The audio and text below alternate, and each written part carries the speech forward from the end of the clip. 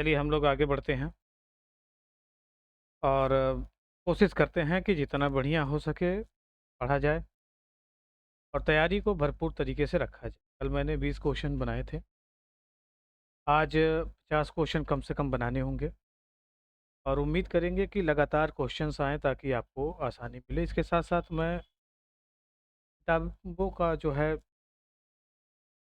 ज़िक्र भी करूँगा, क्योंकि देखिए क्या होता है कि आप कोई भी चीज़ पढ़ना, किसी भी चीज़ को पढ़ें, कोई नोट्स पढ़ लें, कोई प्रतियोगिता दर्पण या घटना चक्र पढ़ें, जब तक आप किताबों की अंडरस्टैंडिंग नहीं जानेंगे या किताबों की समझ विकसित नहीं करेंगे, तब तक ये आपके लिए एक तरीके का समस्या क्रिएट करेगा। इसके पीछे बहुत सारे रीज़न हो सकते हैं, इसमें कोई दो राय नहीं है, रीज़न्स हो सकते हैं, ठीक है? तो कोशिश हम लोग ये किया जाए कि किसी भी तरीके से कम से कम एमसीक्यू लगातार लगाया जाए, प्रैक्टिस किया जाए, या तो आप लोग नोट्स या यूँ कहिए कि ओएमआर शीट लेकर बैठिए, क्वेश्चन देखिए और आंसर से पहले ही अपने आंसर लगा दीजिए या कम से कम ट्रिक मार दीजिए। एबीसी कुछ करके एक पेज पे टिक मार दीजिए, फिर उसकी समराइज़ करिए लास्ट में। देखिए कि आपने कितने फास्ट में कितना सही आंसर किया।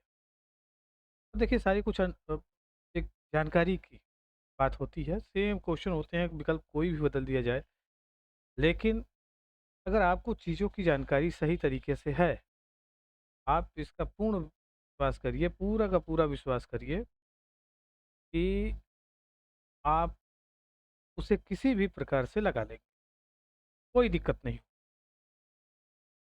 तो यहाँ हमारा पहला प्रश्न आ गया है और 681 नंबर का क्वेश्चन है, लेकिन हम इसे आगे ही पढ़ेंगे, एक मान के चलेंगे। यह किसने कहा था कि संप्रभुता के सिद्धांत को राजनीतिक सिद्धांत से हटा देना चाहिए? ये किसी का वाक्य है, कहना है। और कह किसने कहा था? आप देखिए विकल्पों में, ए लिंडसे है, बी लास्की हैं, सी क्रैब हैं या डी पार्कर है। प्रश्न का उत्तर आ गया होगा आपके दिमाग में। आगे बढ़ते हैं। का उत्तर डी क्रैब। ये 2000 में पूछा गया प्रश्न है, चूँकि 1 0 यहाँ पे नहीं लग पाया। राजकीय इंजीनियरिंग इंटर कॉलेज प्रवक्ता परीक्षा 2000 में पूछा गया था। कह रहा है कि राज्य के बहुलवादी सिद्धांत राज्य प्रभुसत्ता के परंपरागत सिद्धांतों का खंडन करते हैं। जो बहुलवादी सिद्धांत होते हैं वो प्रभुसत्ता के सिद्धांतों का खंडन करते हैं, परंतु साथ ही राज्य को समाज की एक आवश्यक संस्था भी मानते हैं। खंडन तो करते हैं पर समाज को एक आवश्यक शर्त भी मानते हैं, संस्था भी मानते हैं। और प्रभुसत्ता के संदर्भ में राज्य प्रभुसत्ता के संदर्भ में होंगे। क्रैब ने कहा कि प्रभुसत्ता की धारणा को राजनीतिक सिद्धांत से निकाल देना चाहिए। ये किसने कहा था? ये क्रैब ने कहा था। अगला प्रश्न पे आते हैं कि लोकप्रिय संप्रभुता किसमें निवास करती है? ये सबसे आसान प्रश्न है, आप पहले लगा लीजिए। जनता में है, राजनीतिक विजन में है, संविधान में है या न्यायपालिका में है? मुझे लगता है आपने आंसर दे दिया होगा। आगे बढ़ते हैं। ये जनता में है। क्यों जनता में है? 2009 का पूछा गया प्रश्न है। लोकप्रिय संप्रभुता जनता में निवास करती है। तुतावली दार्शनिक मार्स इतावली है, तुतावली लिख दिया गया, माफ़ कीजिएगा। इतावली दार्शनिक मार्सिलियो ऑफ पाडुआ ने 1275 से लेकर 1343 ईस्वी में पोप की सत्ता को चुनौती देते हुए लोकप्रिय संप्रभुता या प्रभुसत्ता के सिद्धांत को नया जीवन दिया। इस धारणा के मुख्य प्रतिपादक रूसो हैं, जिसने सामान्य इच्छा को ही लोक प्रभुसत्ता माना। सामान्य इच्छा से रूसो का तात्पर्य सबकी इच्छा के उस भाग से था जिसमें सामान्य हित निहित हो। तो ये किसने कहा था? ये कहा था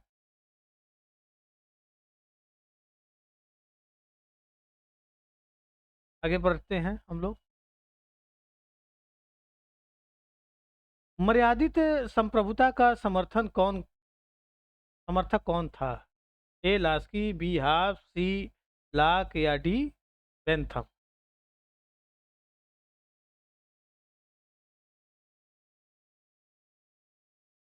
आगे आते हैं। सी लाक सही है। मर्यादित या सीमित संप्रभुता के समर्थक जॉन लॉक हैं।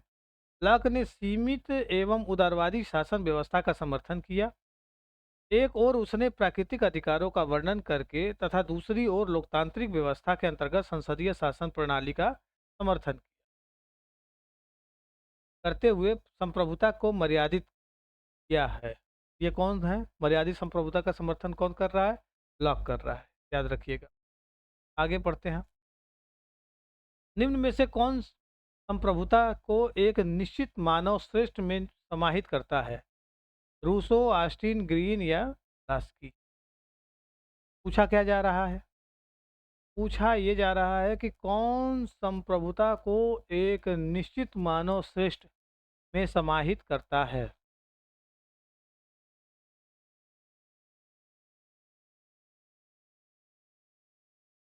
उत्तर है बी, ऑस्टिन। ऑस्टिन संप्रभुता को एक निश्चित मानव श्रेष्ठ में समाहित करता है। उसके द्वारा दी गई संप्रभुता की परिभाषा में ही इसके निवास का उल्लेख है। ऑस्टिन के अनुसार समाज का ऐसा मानव श्रेष्ठ व्यक्ति जिसकी आज्ञाओं का सभी पालन करते हों और वह मानव श्रेष्ठ व्यक्ति अन्य किसी भी आज्ञा पालन का आदि न हो, तो वह मानव श्रेष्ठ व्यक्ति संप्रभु है। उस व्यक्ति समाहित वह समाज स्वतंत्र और संप्रभु समाज है। यानी एक तरीके से कहा जाए कि संप्रभुता को एक निश्चित मानव श्रेष्ठ में समाहित किसने किया था? ऑस्टिन ने किया था। आगे आते हैं।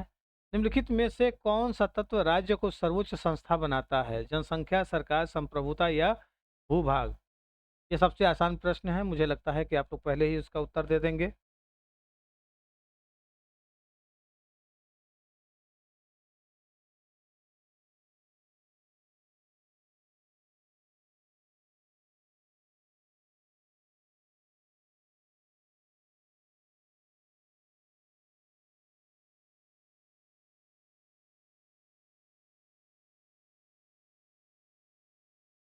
एक बार फिर प्रश्न देख लीजिए। निम्नलिखित में से कौन सा तत्व राज्य की को सर्वोच्च संस्था बनाता है? जनसंख्या, सरकार, संप्रभुता या भूभाग?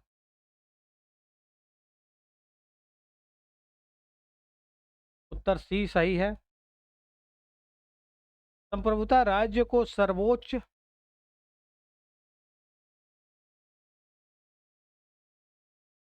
संस्था बनाता है। संप्रभुता राज्य का परम आवश्यक तत्व है। इसके अभाव में राज्य की कल्पना ही नहीं किया जा सकता। राज्य अपने इसी लक्षण के कारण आंतरिक दृष्टि से सर्वोच्च और बाह्य दृष्टि से स्वतंत्र होता है। और संप्रभुता शब्द का सर्वप्रथम प्रयोग फ्रांसीसी विचारक जो बोदा ने किया था। ठीक है, किसने किया था? बोदा ने किया। ठीक है, क्या कह रहा है? संप्रभुता शब्द का सर्वप्रथम प्रयोग फ्रांसीसी विचारक जो बोदा ने किया था। एक चीज और कि संप्रभुता कहाँ से मतलब इसका क्या कहते हैं, रचनाकार कौन है? तो बोदा है। अब कभी आप आएगा तो यहाँ पे बोदा का जिक्र होगा। लोकप्रिय संप्रभुता की अवधारणा है। लोक राजनीति और विधि सत्ता के स्रोत होते हैं। राजा सभी राजनीतिक और विधिक सत्ता का स्रोत होता है। राज्य प्रमुख पद पर वंश उत्तराधिकार की प्राथमिकता होती है, या राज्य प्रमुख पद लोक नियंत्रण नहीं हो सकता? तो इसका उत्तर ए सही है।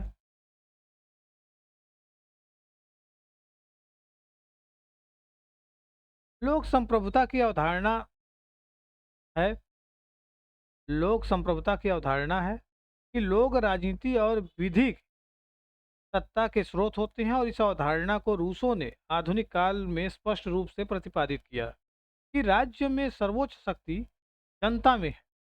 उसके अनुसार संप्रभुता का निवास स्थान सामान्य इच्छा से होता है। ठीक है। अगला प्रश्न आते हैं, सार्वजनिक संप्रभुता किसमें निवास करती है? तो पहला, जनता में, राजनीतिक अभिजन में, संविधान में या न्यायपालिका?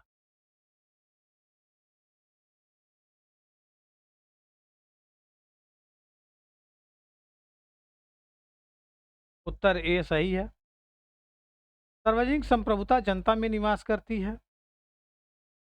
सर्वप्रथम रोमन विद्वान जिसके द्वारा इस विचार का प्रतिपादन किया गया कि संप्रभुता जनता में निहित है, 16वीं व 17वीं सदी में यूरोप में जन आंदोलन प्रारंभ हो गया और इस समय लाक तथा रूसो जैसे संविदावादियों द्वारा इस बात का प्रतिपादन किया गया कि शासन जन स्वीकृति पर आधारित होना चाहिए, यानी जनता के सहयोग से या जनता के पक्ष में होना चाहिए, एक तरीके से ये कहिए, या उनकी सहमति के आधार पर शासन होना चाहिए, न कि किसी की तानाशाही की वजह से शासन होना चाहिए। ये बात 16वीं और 17वीं शताब्दी में कई विद्वानों के द्वारा बताया गया।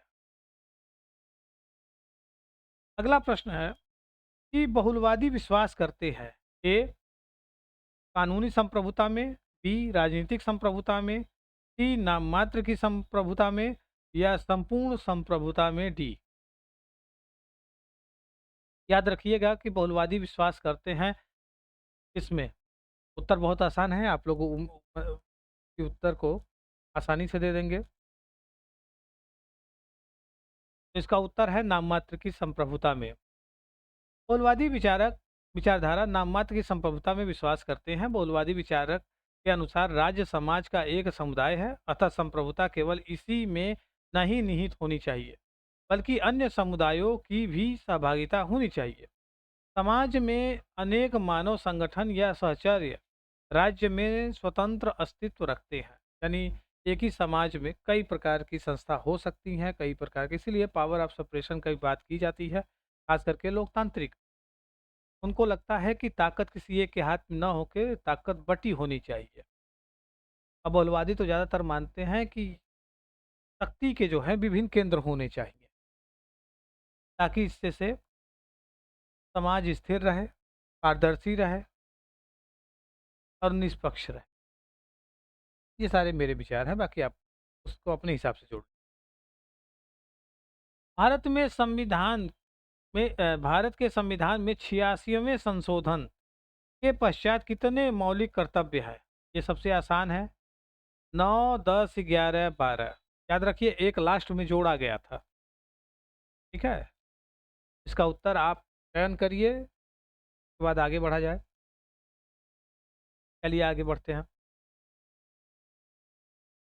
उत्तर है सी, 86वें संविधान संशोधन 2002 ईस्वी के बाद मौलिक कर्तव्य की संख्या 11 हो गई। 11वें मूल कर्तव्य में माता पिता या अभिभावक से यह अपेक्षा की गई कि वे अपने 6 से 14 वर्ष के बच्चों को निःशुल्क और अनिवार्य शिक्षा हेतु विद्यालय भेजेंगे। यही था उसमें। आगे आते हैं। निरंकुश संप्रभुता का सर्वाधिक सशक्त समर्थक था, यह कौन? हाब्स, लाक, रूसो या उपयुक्त में से कोई नहीं, या उपयुक्त सभी, सॉरी।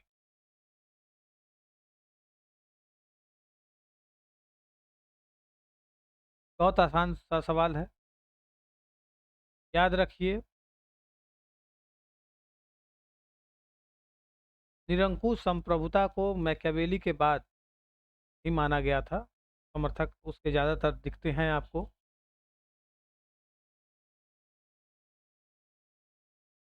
उत्तर है ए, थॉमस हॉब्स या टिटमस हॉब्स। कहते हैं कि निरंकुश संप्रभुता का सर्वाधिक सशक्त समर्थन हॉब्स था। हॉब्स का मत है कि सामाजिक समझौते के परिणाम स्वरूप निरंकुश स्वेच्छाचारी सर्वोच्च सत्ताधारी राजा का प्रादुर्भाव होता है। उसके पास असीम शक्ति क्या कहते हैं, राजा के ऊपर न तो कोई प्रतिबंध होता है और न ही कोई नियंत्रण। उसके पास असीम शक्ति एवं अनियंत्रित अधिकार होते हैं। ठीक है, ये 2009 में पूछा गया था। आगे आते हैं। सबसे पहले संप्रभुता के सिद्धांत का सबसे पहले प्रतिपादन किया। ठीक है, किसने किया संप्रभुता को? अभी हमने थोड़ी देर पहले इसका जिक्र किया था, याद रखिएगा। ये सवाल आगे चल के पूछा जाएगा और आपको बताना पड़ेगा। उत्तर देखिए, हो सकता है विकल्प में से आपको कुछ याद आए। ओदा ने, लाक ने, प्लेटो ने या अरस्तू ने? और उम्मीद है आप बता देंगे।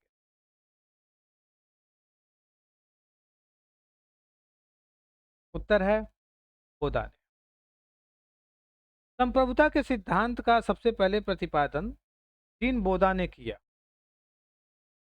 जिसके अनुसार संप्रभुता नागरिकों व प्रजाजनों के ऊपर राज्य की वह सर्वोच्च शक्ति है जिस पर कानून का कोई अंकुश न हो। संप्रभुता से तात्पर्य एक निश्चित क्षेत्र में राज्य की सर्वोपरि शक्ति है। संप्रभुता के दो पक्ष होते हैं, आंतरिक संप्रभुता और बाह्य संप्रभुता। इस पे हम आगे चल के बात करेंगे कि क्या आंतरिक संप्रभुता है, क्या बाह्य बाह्य संप्रभुता है। अगला प्रश्न है कि लोकप्रिय संप्रभुता की अवधारणा है। यह भी आपके लिए अब आसान होगा। लोग राजनीतिक और विधिक सत्ता के स्रोत होते हैं। राजा राजनीतिक और विधिक सत्ता का स्रोत होता है। राज्य प्रमुख पद परमवंश उत्तराधिकार की प्राथमिकता दी जाती है। या डी, राज्य प्रमुख पद पर लोक नियंत्रण नहीं हो सकता। ये उत्तर आपके लिए आसान है और आप चाहे तो इसका बेहतर विकल्प का चयन कर सकते हैं, क्योंकि ये सारे सवाल लगभग रिपीट हो रहे हैं या प्रश्न रिपीट हो रहे हैं। आते हैं आगे। लोकप्रिय संप्रभुता की अवधारणा में लोग राजनीतिक और विधिक सत्ता के स्रोत होते हैं। मध्य युग में संपूर्ण सत्ता को मूल क्षेत्र जब ईश्वर को माना गया, तब सर्वप्रथम 14वीं शताब्दी में इतालवी दार्शनिक मार्सिलिया आप पडुआ ने अपनी कृति डिफेंसर पेसिस में शासन प्रक्रिया में जन इच्छा का समर्थन किया था। लोकप्रिय संप्रभुता के सिद्धांत का सर्वश्रेष्ठ वर्णन रूसो द्वारा किया गया है। ठीक है, आगे आते हैं। निम्नलिखित में से कौन संप्रभुता की बहुलवादी अवधारणा से जुड़ा नहीं है?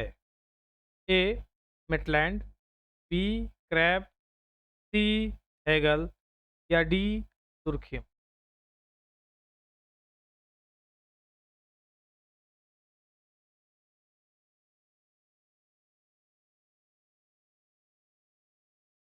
निम्नलिखित में से कौन संप्रभुता की बहुलवादी अवधारणा से नहीं जुड़ा है? उत्तर है सी हेगल। संप्रभुता की विवेचना करते हुए बोदा, हाब्स, हेगल व ऑस्टिन ने संप्रभुता की अद्वैतवादी विचारधारा का प्रतिपादन किया, जबकि मेटलैंड, क्रैब और दुर्खिम संप्रभुता के बहुलवादी सिद्धांत का समर्थन करते हैं। बहुलवादियों का यह तर्क था कि चाहे राज्य कितना ही गरिमामय व शक्तिशाली संस्था क्यों न हो जाए, परंतु वह समाज के अनेक संस्थाओं में से एक है। ठीक, अगला प्रश्न देखते हैं। निम्न में से कौन एक संप्रभुता की विशेषता नहीं है? ए स्थायित्व, बी निरपेक्षता, सी अविभाज्यता, सॉरी सी अविभाज्यता या डी अंतर्भाव?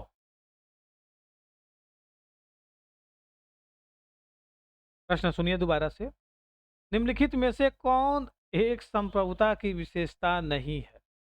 ए स्थायित्व, बी निरपेक्षता, सी अविभाज्यता या डी अंतर्भावता? लिखा तो यही है।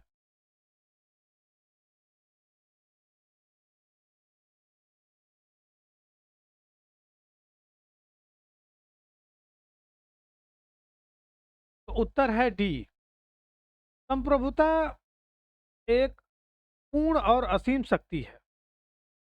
वह राज्य का सर्वाधिक महत्वपूर्ण तत्व है। इसी के आधार पर राज्य को अन्य समुदायों से अलग किया गया जाता है। संप्रभुता के लक्षणों में निरंकुशता, मौलिकता, सर्वव्यापता और फिर पृथक्करणीयता, अन्यता, विभाज्यता, स्थायित्व व निरपेक्षता होती है। अगला प्रश्न,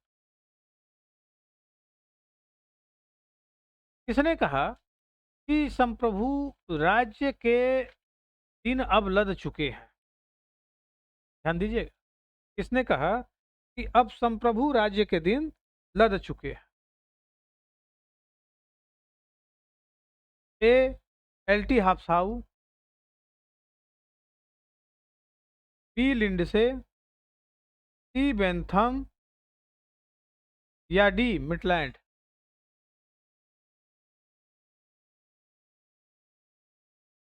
प्रश्न सुनिए, किसने कहा कि संप्रभु राज्य के दिन अब लद चुके हैं?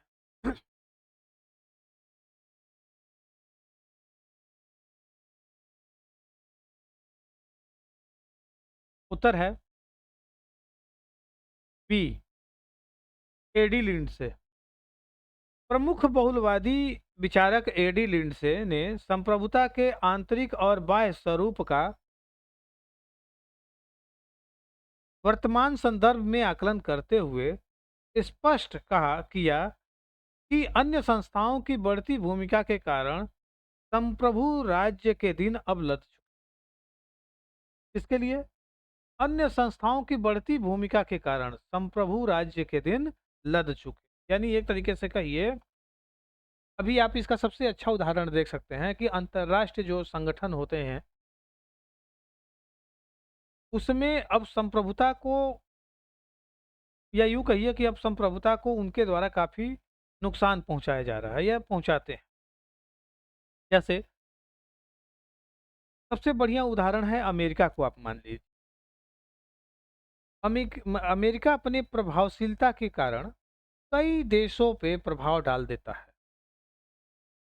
और संप्रभुता का अर्थ ही होता है कि वह अपने आप में संप्रभु है, यानी उस पे किसी बाह्य राज्य या देश का कोई नियंत्रण नहीं है। पर ऐसा कई बार देखा जाता है कि सेंसन के द्वारा या अपनी आर्थिक, सामरिक आदि ताकतों के द्वारा या शक्तियों के द्वारा किसी भी राष्ट्र को इस संप्रभुता का खंडन किया जा सकता है या उसको प्रभावित किया जा सकता है। तो ये सही कहा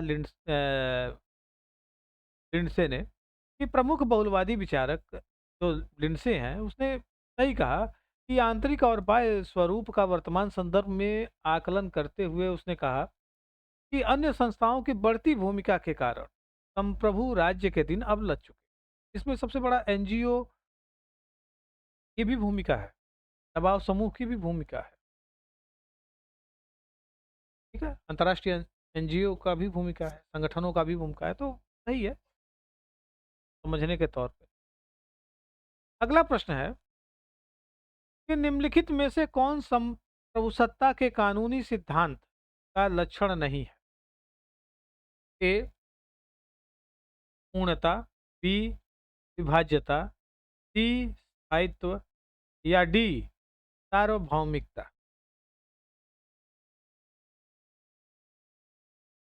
प्रश्न क्या है? प्रभुसत्ता के कानूनी सिद्धांत का लक्षण नहीं है, तो प्रभुसत्ता के कानूनी सिद्धांत का लक्षण कौन सा नहीं है? आगे देखते हैं। संप्रभुता के कानूनी सिद्धांत के सर्वश्रेष्ठ प्रवक्ता ऑस्टिन है। उनके अनुसार संप्रभुता का विभाजन नहीं हो सकता। संप्रभुता के विभाजन का तात्पर्य उसका नष्ट होना है। संप्रभुता एकीकृत और संगठित होती है तथा इसके अन्य लक्षण हैं पूर्णता, सर्वोच्चता, स्थायित्व, सार्वभौमिकता और निरपेक्षता। ठीक है, यानी वो अपने आप में पूर्ण होना चाहिए, वो अपने आप में सर्वोच्च होना चाहिए, वो अपने आप में स्थायित्व होना चाहिए, सार्वभौमिकता भी होना चाहिए, सार्वभौमिक होनी चाहिए और ख़ास करके निरपेक्षता भी होना चाहिए, जो आजकल के देशों में कमी देखने को मिलता है। आजकल चाहे जो भी हो, कहीं न कहीं बायसनेस दिखते हैं, निरपेक्ष नहीं दिखते हैं। ये अपने आप में बहुत बड़ी बात है। इसको लेके हम आगे बहुलवादी पक्ष में है क्या-क्या? पहला, राज्य को समाप्त करने के, राज्य विहीन समाज के, राज्य की शक्तियों को कम करने के या राज्य की शक्तियों को और बढ़ाने में और बढ़ाने के। याद रखिए, बहुलवादी पक्ष मानता है कि राज्य को समाप्त कर दिया जाए या राज्य विहीन कर दिया जाए या राज्य की शक्तियों को कम कर दिया जाए या राज्य की शक्तियों को बढ़ा दिया जाए। हमने आसान भाषा में, अभी आप बहुलवाद ही पढ़ते आ रहे हैं तो कम से कम इतना तो आपसे उम्मीद कर ही सकते हैं। उत्तर है बहुलवादी राज्य की शक्तियों को कम करने के पक्ष में है, यानी सी उत्तर है। बहुलवादी राज्य के एकतात्विक स्वरूप और उसकी अखंड प्रभुसत्ता का खंडन करके उसे समाज की अन्य संस्थाओं के समकक्ष रखा और सामाजिक उद्देश्यों की पूर्ति के लिए राज्य के साथ साथ अन्य सामाजिक संस्थाओं की भूमिका पर प्रकाश डाला। ठीक है ना? प्रकाश डाला। अगला प्रश्न में आते हैं।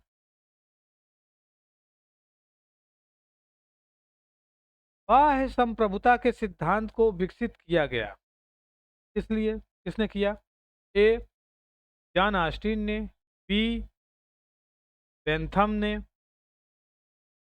सी ओपनहाइमर द्वारा या डी ग्रोसियर द्वारा। अच्छा, ओपनहाइमर याद रखिएगा, यही इन्होंने ही परमाणु एटम बम की खोज की थी। इनके ऊपर एक फिल्म भी आई है हॉलीवुड में, जिसमें किलियन मर्फी जो है उसके एक्टर हैं और बहुत अच्छी फिल्म है। तो कुछ चीज़ें तो देख के ऐसे ही सीख जाता है, लेकिन आप उसका सही उत्तर का चयन करिए, या डी ग्रोसियर के।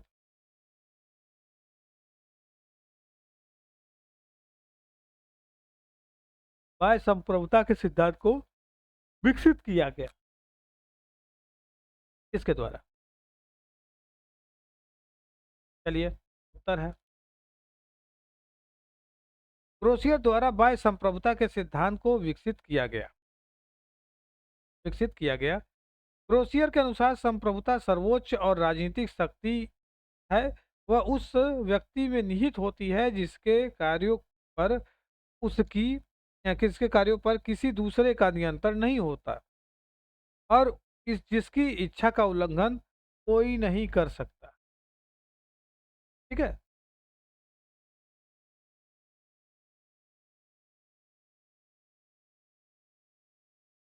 अगला प्रश्न आते हैं। वैधानिक तथा राजनीतिक संप्रभुता के मध्य भेद किया था। किसमें? वैधानिक तथा राजनीतिक संप्रभुता के मध्य भेद किया था। किसने किया था? ए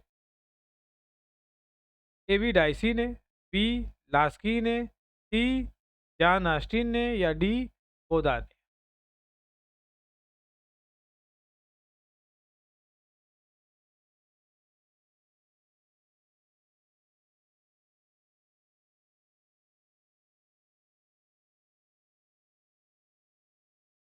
ए एवी डाइसी। एवी डाइसी ने वैधानिक एवं राजनीतिक संप्रभुता के मध्य भेद किया। डाइसी ने संप्रभुता को वैधानिक एवं राजनीतिक संप्रभुता के मध्य भेद करते हुए कहा कि राजनीतिक संप्रभुता ऐसी संप्रभुता है जिसके सामने वैधानिक संप्रभुता को झुकना पड़ता है। ठीक है। वैधानिक संप्रभुता यानी एक तरीके से कहिए आप कुछ भी कानून बना दे, पर जब दबाव पड़ेगा यानी राजनीतिक दबाव पड़ेगा, लोगों का दबाव पड़ेगा, तो आपको उस काम को करना पड़ता है या बदलना पड़ता है, उस कानून को बदलना पड़ता है। और भारत में लगातार ये देखा गया है।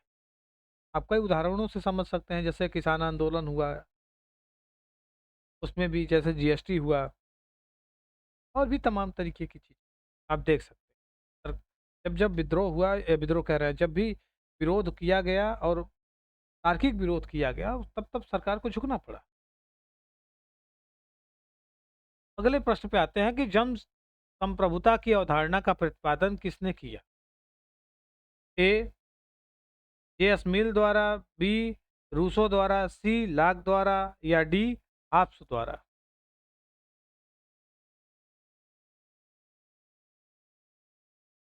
उत्तर का चयन करिए आप।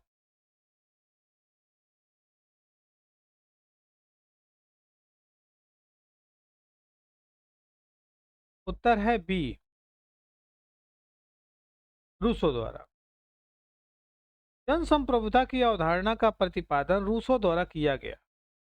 रूसो ने संप्रभुता की सामान्य इच्छा में निहित माना तथा इस इच्छा को सभी लोगों की सकारात्मक निस्वार्थ इच्छाओं का प्रयोग मानकर जन संप्रभुता का मार्ग प्रशस्त किया। अगला प्रश्न, ऑस्टिन ने अपने संप्रभुता के सिद्धांत का प्रतिपादन अपनी पुस्तक में किया। पुस्तक का नाम क्या था? Modern state, two treatises of government, lecture on jurisdiction या डी उपयुक्त में से कोई नहीं?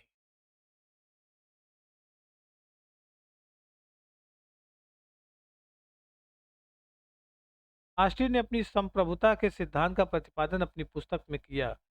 कौन सी पुस्तक है? Modern state, two treatises on government, lecture on jurisprudence या उपयुक्त में से कोई नहीं?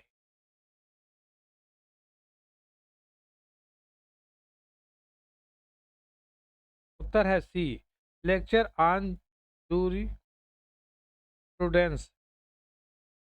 ऑस्टिन ऑस्टिन ने अपने संप्रभुता संबंधी सिद्धांत का प्रतिपादन अपनी पुस्तक लेक्चर ऑन जूरिप्रूडेंस 1832 में किया। ऑस्टिन की संप्रभुता सिद्धांत को एकलवादी सिद्धांत भी कहा जाता है। ऑस्टिन ने ऑस्टिन ने सकारात्मक कानून का सिद्धांत भी प्रस्तुत किया।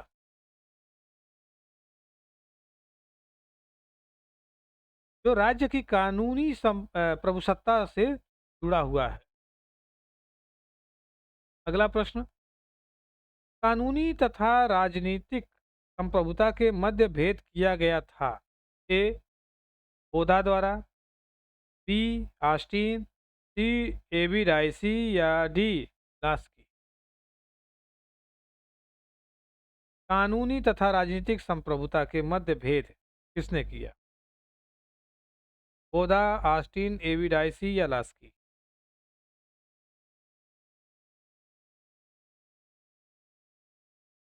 उसका उत्तर है सी एबी राइसी। एबी डाइसी ने कानूनी एवं राजनीतिक संप्रभुता के मध्य भेद किया।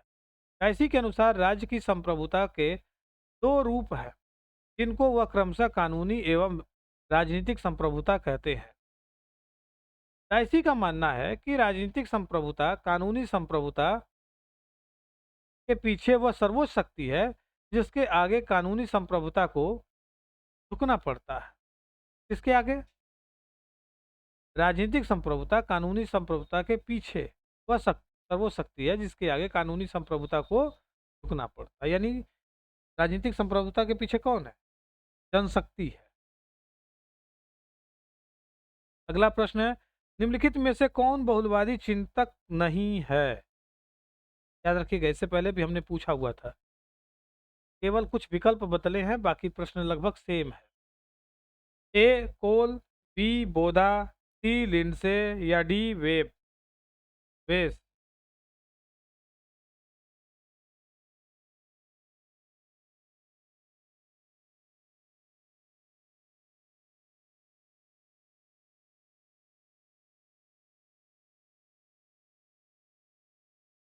उत्तर है बी बोधा।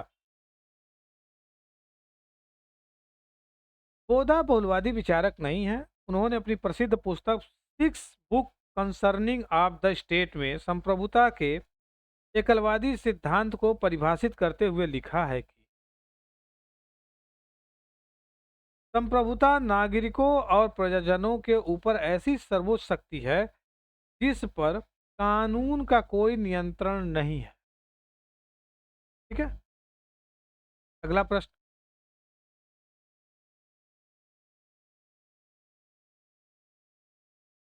किसने कहा कि संप्रभु राज्य के दिन अब लद चुके हैं? याद रखिएगा, अभी हमने इससे पहले भी पूछा है।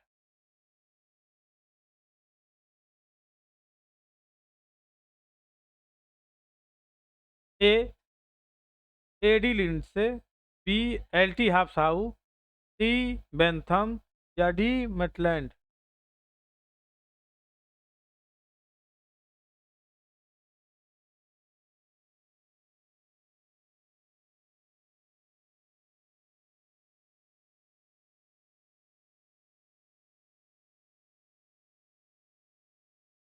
उत्तर है ए। प्रमुख बहुलवादी विचारक एडी लिंडसे का कहना है कि संप्रभु राज्य के दिन अब लद चुके हैं।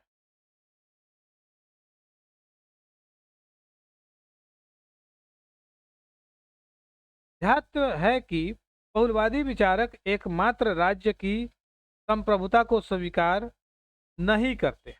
उनका मानना है कि राज्य भी अन्य समुदाय की तरह मात्र एक समुदाय है। इसके द्वारा, एडीसी एडी लिंड्स के द्वारा। आगे बढ़ते हैं हम लोग।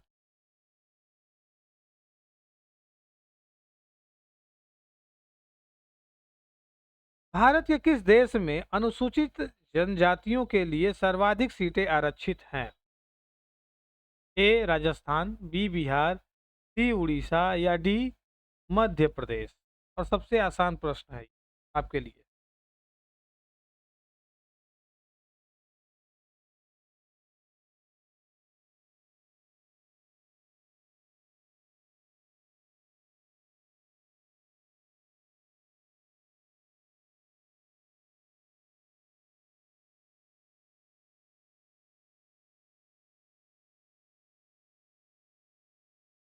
डी मध्य प्रदेश। क्यों है, इसके पीछे हम लोग देख लेते हैं। भारत के मध्य प्रदेश व उड़ीसा राज्य में अनुसूचित जनजातियों के लिए सर्वाधिक सीटें यानी 5 आरक्षित है। ध्यात है कि मध्य प्रदेश में एक अच्छी खासी जनसंख्या जनजाति है और इस प्रदेश की जनसंख्या का लगभग 20.27% जनजातीय लोगों की है। अगला प्रश्न पे आते हैं हम लोग। नागरिकता के बहुलवादी सिद्धांत का सर्वोत्तम प्रतिपादक कौन था? नागरिकता के बहुलवादी सिद्धांत का।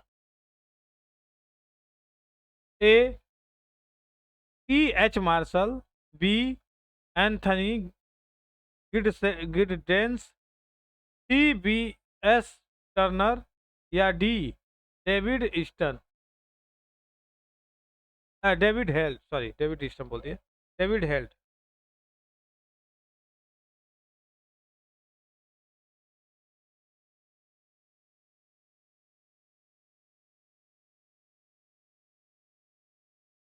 उत्तर है सी। नागरिकता बहुलवादी सिद्धांत का सर्वोत्तम प्रतिपादक पी एस टर्नर हैं। इनकी मुख्य पुस्तक हैंडबुक ऑफ सिटीजनशिप स्टडीज है। ठीक है, अब यहाँ पे बहुलवाद आपका समाप्त हो चुका है। हम फिर से एक बार जब रिवीजन करेंगे तो सारी क्लासों को फिर से बना देंगे। जो आपके बीच में छूटे हुए हैं उसके लिए आप परेशान ना होइए। तो कम से कम हम लोग आगे बढ़ते हैं। अगले प्रश्न पे आते हैं हम लोग। कानून एवं दंड के सिद्धांत से लेते हैं, यानी खास करके लॉ एंड पनिशमेंट थ्योरी से अब हम लोग प्रश्न अब उठाएंगे और कोशिश करेंगे इसका उत्तर दे सकें। पहला प्रश्न है कि निम्नलिखित में से कौन सा दंड का एक सिद्धांत नहीं है?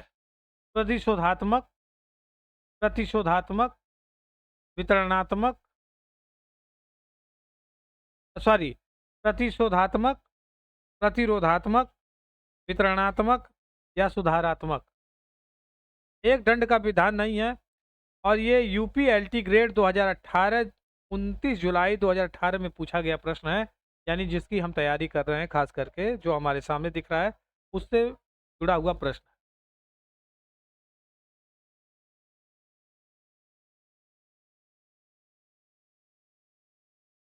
इसका उत्तर है सी, वितरणात्मक दंड का सिद्धांत नहीं है। यानी प्रतिशोधात्मक दंड, अगर हम इसको देखें तो प्रतिशोधात्मक का अर्थ होता है कि बदला लेना। इस सिद्धांत का अधिक आधार जैसे को तैसा आंख के लिए आंख और दांत के लिए दांत का सिद्धांत है। ठीक है।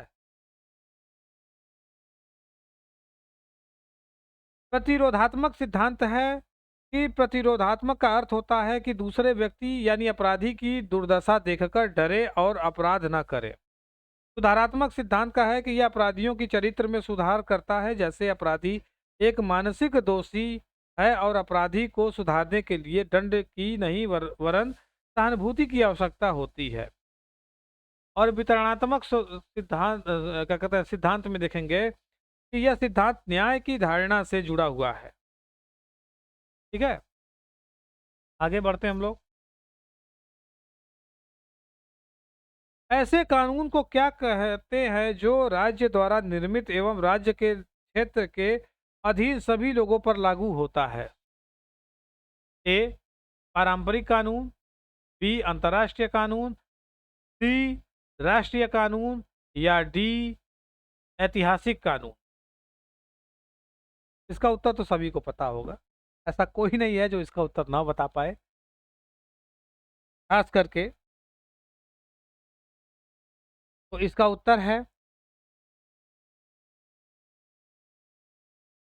सी, राष्ट्रीय कानून। किसी भी राज्य, शहर अथवा क्षेत्र में शांति बनाए रखना, अपराधों को कम करना और नागरिकों को सुरक्षा प्रदान करना कानून व्यवस्था का मुख्य अंग है। राज्य द्वारा निर्मित कानून राज्य के क्षेत्र के अधीन सभी लोगों पर लागू होता है। इस कानून को अंतर्राष्ट्रीय कानून कहते हैं और कानून व्यवस्था और अपराधों से संबंधित घटनाओं को रोकने के लिए कानून बनाया जाता है।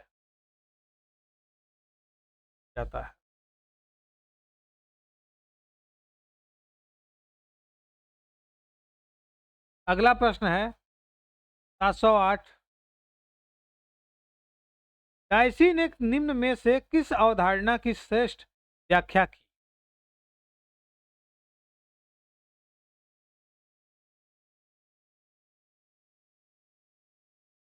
ए, विधि का शासन, बी, ब्रिटिश साम्राज्य का शासन, सी, धार्मिक विधि, या डी, विधि का अमूर्तन।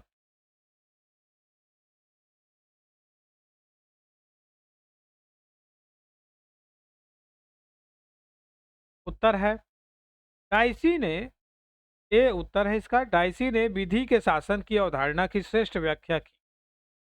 विधि के शासन का आशय यह है कि किसी देश के शासन का संचालन किन्हीं विशेष व्यक्तियों की इच्छा द्वारा नहीं वरन विधि के द्वारा ही किया जाना चाहिए।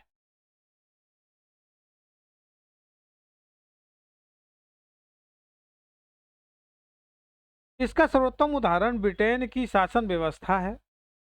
ब्रिटेन में सभी व्यक्ति, चाहे उनका पद या स्थिति कुछ भी क्यों ना हो, एक ही प्रकार की विधि, एक ही प्रकार के न्यायालयों के अधीन है। अगला प्रश्न है कि बेंथम के अनुसार विधि का लक्ष्य क्या होना चाहिए? ए, अधिकतम व्यक्तियों का अधिकतम सुख, बी, अधिकतम व्यक्तियों का नैतिक विकास, सी, अधिकतम व्यक्तियों का आर्थिक विकास, या डी, अधिकतम व्यक्तियों की अधिकतम आय। इसका उत्तर दीजिए आप लोग।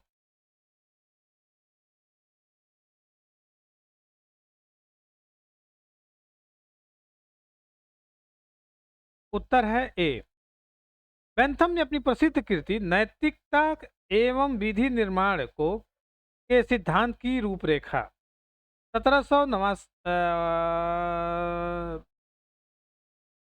89 में के अंतर्गत यह विचार दिया कि व्यक्ति की संतुष्टि की उपयोगिता का मानदंड है।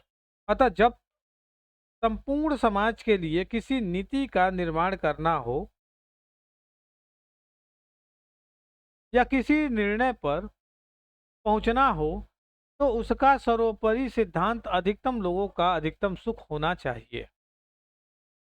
ठीक है, तो उत्तर है अधिकतम व्यक्तियों का अधिकतम सुख, यानी ये सही है।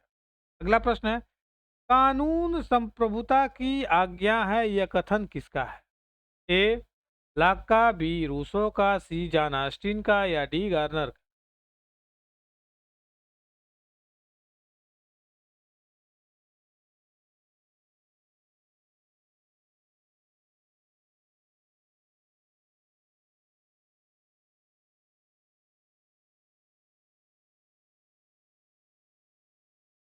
सी जॉन ऑस्टिन का। जॉन ऑस्टिन के द्वारा कानून संप्रभु का आदेश है।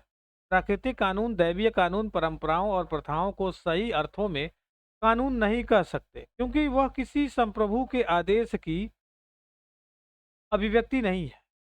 इस प्रकार ऑस्टिन अपनी सकारात्मक कानून की धारणा में पूर्व प्रचलित मान्यताओं को कोई स्थान नहीं देता। ठीक है, आगे बढ़ते हैं हम लोग।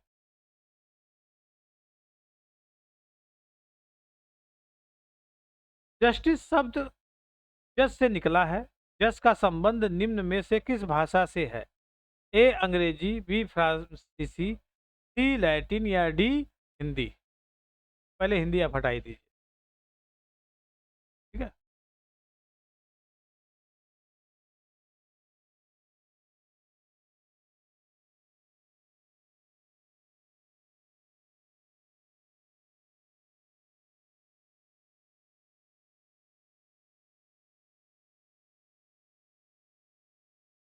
उत्तर है सी लैटिन। न्याय अथवा जस्टिस शब्द की उत्पत्ति लैटिन भाषा के जस्टिया से हुआ है। न्याय का शाब्दिक अर्थ है जोड़ना। न्याय से तात्पर्य उस सामाजिक आदर्श से है जिसके द्वारा मनुष्य के पारस्परिक संबंधों की उचित व्यवस्था या उद्देश्य में की जाती है।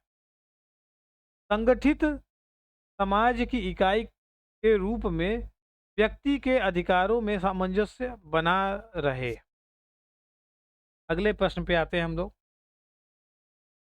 कानून उच्चतर द्वारा निम्नतर को दिया गया आदेश है। कानून की यह परिभाषा निम्न में से किसने दी है? ए ऑस्टिन ने, बी सालमंड ने, सी विल्सन ने, या डी ग्रीन ने?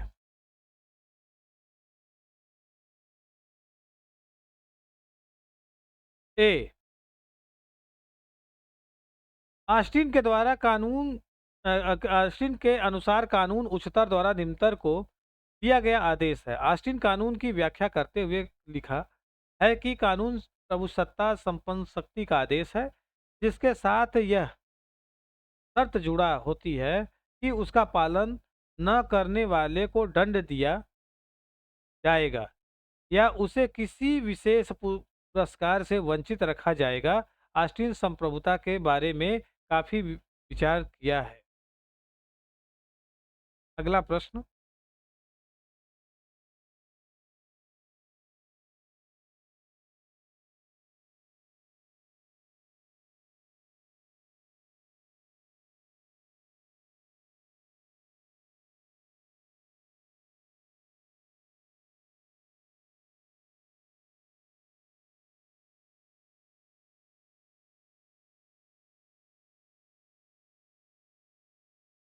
जहां कानून नहीं होता वहां स्वतंत्रता भी नहीं होती, यह कथन निम्नलिखित में से किसका है? ए लाक का, बी लास्की का, सी ग्रीन का, या डी बिलोबी? चलिए, आंसर आ गया। इसका उत्तर ए सही है। जॉन लॉक ने सत्य ही कहा कि जहां कानून नहीं वहां स्वतंत्रता नहीं है, इसलिए कानून का होना आवश्यक है, क्योंकि कानून के द्वारा ही अधिकारों की रक्षा होती है। यदि कानून न हो तो मनुष्य को अपने अधिकारों की रक्षा भरोसे करनी पड़े शक्ति के भरोसे करनी पड़े। लाक ने अपनी पुस्तक second treaty of civil government के 6वें अध्याय में वर्णित है। ठीक है, आगे बढ़ते हैं। प्रभाव की एक विशेषता नहीं है। क्या? उसे देखा जा सकता है, उसे देखा नहीं जा सकता है, उसे महसूस किया जा सकता है, या इसमें द्विसंबंध होता है।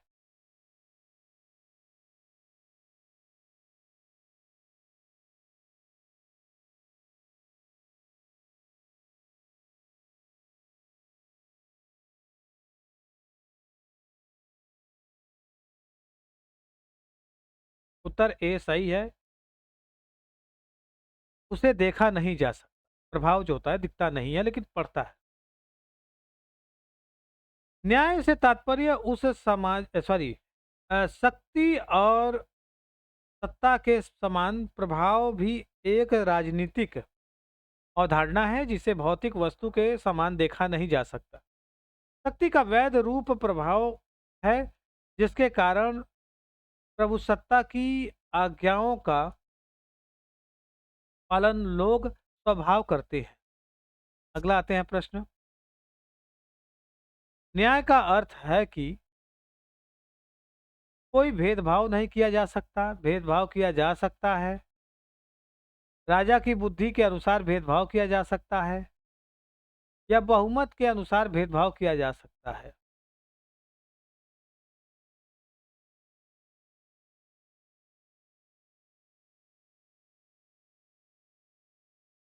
उत्तर ए सही है। न्याय से तात्पर्य उस सामाजिक आदर्श से है जिसके द्वारा मनुष्य के पारस्परिक संबंधों की उचित व्याख्या व्यवस्था इस उद्देश्य से की जाती है कि संगठित समाज की इकाई के रूप में व्यक्ति के अधिकारों में सामंजस्य बना रहे। सामंजस्य बना रहे। अगला प्रश्न।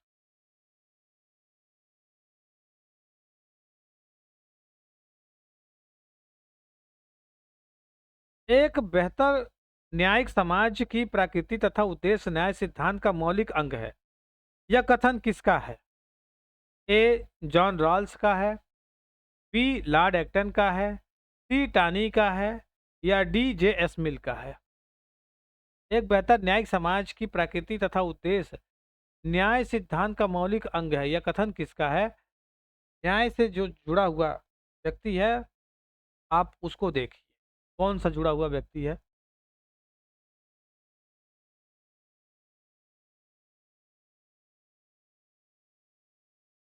जॉन रॉल्स सही है, यानी ए। एक बेहतर न्यायिक समाज की प्रकृति तथा उद्देश्य न्याय सिद्धांत का मौलिक अंग है। यह कथन जॉन रॉल्स का है।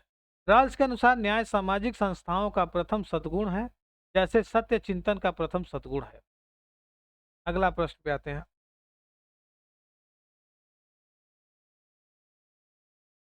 दंड का प्रतीकात्मक सिद्धांत आधारित है। ए बदले के सिद्धांत पर, बी निवारक दंड के सिद्धांत पर, सी अपराधी को सुधारने के सिद्धांत पर, या डी प्रेम के सिद्धांत पर। तो पहला प्रेम तो हटा ही दीजिए।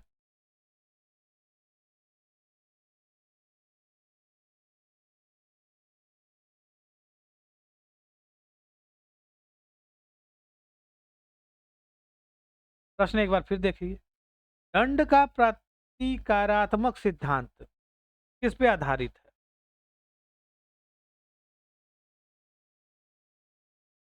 तो उत्तर है ए बदले के सिद्धांत पे। प्रतिकारात्मक सिद्धांत जो होता है वो बदले के सिद्धांत पर ही निर्धारित होता है। तो इसलिए आप इसे आसानी से ढूंढ सकते हैं कि उत्तर क्या है। दंड का प्रतिकारात्मक सिद्धांत यानी रिट्रीब्यूटिव थ्योरी के अनुसार अपराधी को आवश्यक दंड मिलना चाहिए क्योंकि उसने अपराध किया है। यह सिद्धांत जैसे को तैसा या जैसी करनी वैसी भरनी पर आधारित है। अगला प्रश्न। सामाजिक न्याय से तात्पर्य है ए सभी को समान राजनीतिक अधिकार प्राप्त हो, बी सभी को समान आर्थिक अधिकार प्राप्त हो, सी सभी को धार्मिक स्वतंत्रता का अधिकार प्राप्त हो, या डी सभी प्रकार के भेदभाव यथा जाति, रंग, धर्म, लिंग आदि।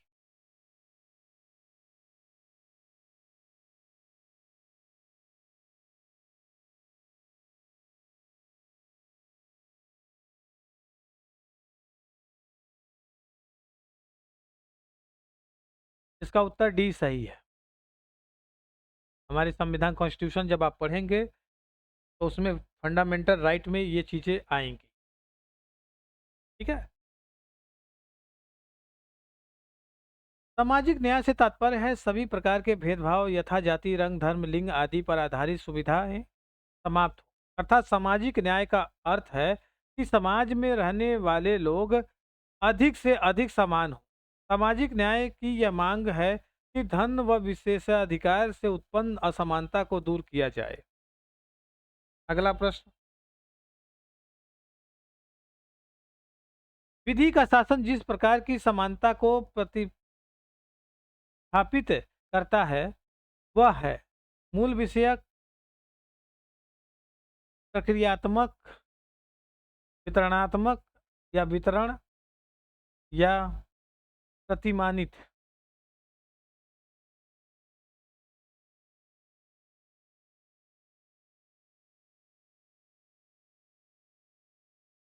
उत्तर है बी, प्रक्रियात्मक। विधि का शासन प्रक्रियात्मक समानता को प्रतिस्थापित करता है। इसके अंतर्गत विधि द्वारा ऐसी प्रक्रियाओं का उल्लेख कर दिया जाता है जिसके आधार पर शासन का संचालन होता है। विधि सर्वोच्च है और सभी व्यक्ति चाहे उनकी स्थिति और पद कुछ भी हो विधि के अधीन है। अगला उत्तर,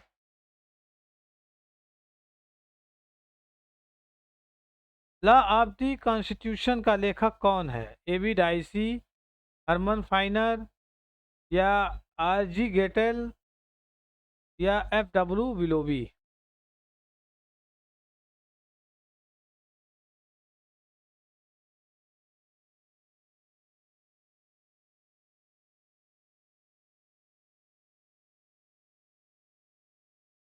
चलिए, उत्तर है ए।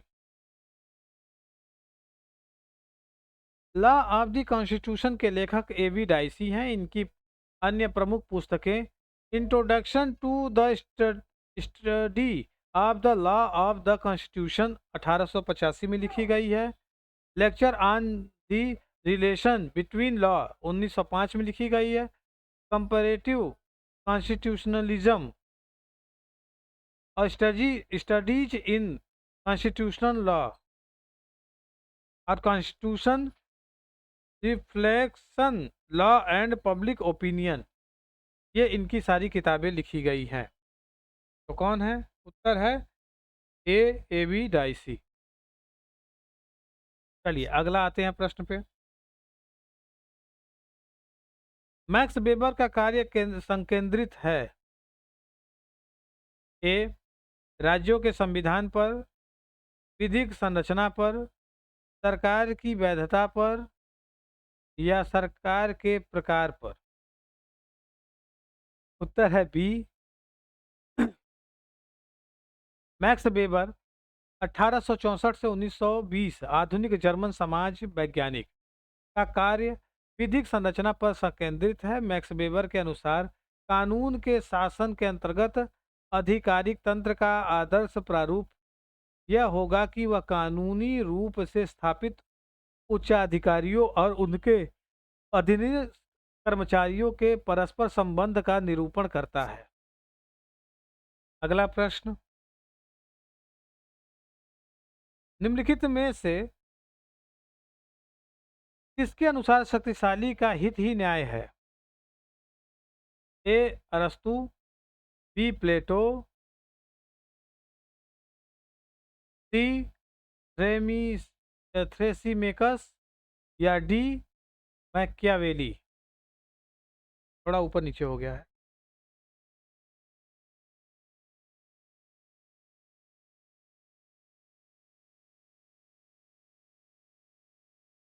सी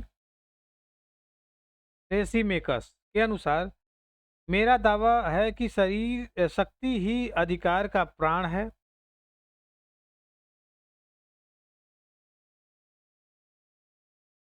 यानी माइट इज राइट, और शक्तिशाली का हित ही न्याय से फाल के अनुसार न्याय सत्य बोलने और अपना ऋण चुकाने में निहित है।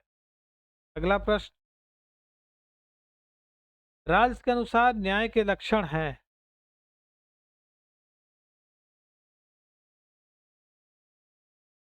सॉरी, कानून नियमों का वह समूह है जिसे राज्य मान्यता देता है और न्याय व्यवस्था के प्रशासन में लागू करता है। उपयुक्त परिभाषा दी गई है किसके द्वारा? पाउंड द्वारा, सालमंड द्वारा, आस्टीन द्वारा, या डब्ल्यू विल्सन द्वारा?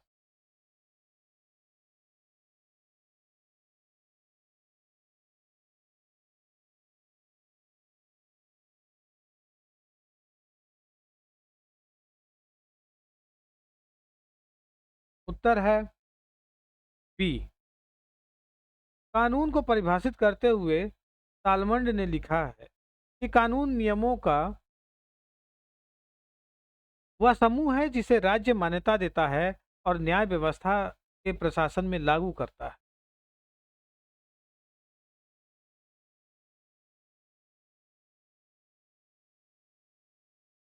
चलिए आगे बढ़ें।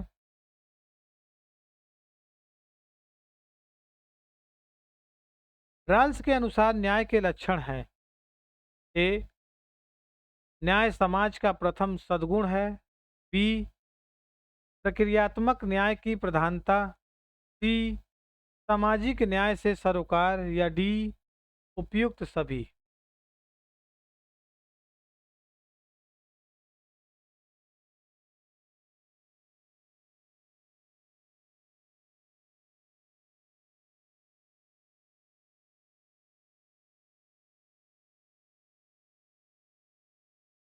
उत्तर है डी, सभी। जॉन राल्स ने न्याय को शुद्ध प्रक्रियात्मक कहा। राल्स के अनुसार उत्तम समाज में जिन सद्गुणों की उपेक्षा होती है उनमें न्याय का स्थान सर्वप्रथम है। न्याय उत्तम समाज की अनिवार्य अपेक्षा है। इसके अतिरिक्त प्रक्रियात्मक न्याय का समर्थन करते हुए भी राल्स की न्याय की धारणा व्यक्तिवादियों के विपरीत सामाजिक न्याय से सरोकार रखती है। अगला,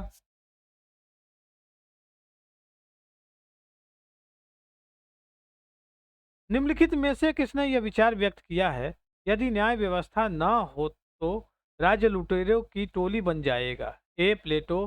बी, अरस्तु। सी, सेंट अगस्टाइन, या डी, लॉक? यहाँ बी की जगह 2 हो गया है और डी की जगह 4 हो गया है, तो आप लोग अपने हिसाब से रख लीजिएगा।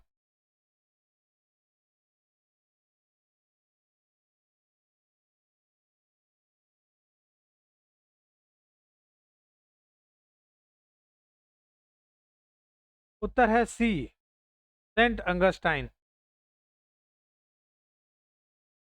सेंट अगस्टाइन ने कहा है कि यदि न्याय व्यवस्था न हो तो राज्य लुटेरों की टोली बन जाएगा। अगला प्रश्न,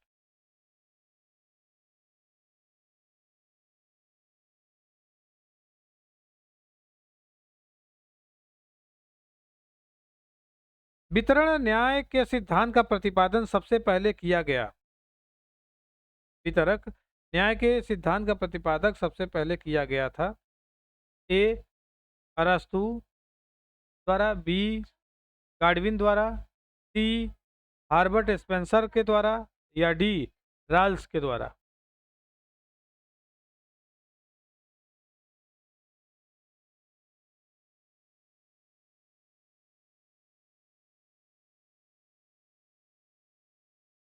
उत्तर है ए, वितरणात्मक न्याय के सिद्धांत का प्रतिपादन सबसे पहले अरस्तु ने किया। उसके अनुसार राज्य को चाहिए कि अपने नागरिकों में राजनीतिक पद, सम्मान तथा अन्य लाभ आदि का बंटवारा न्यायपूर्ण ढंग से हो, अर्थात योग्यता के आधार पर हो।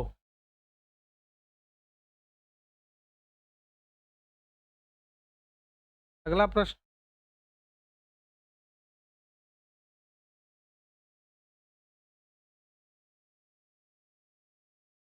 चलिए इसके आगे अब हम कल करेंगे।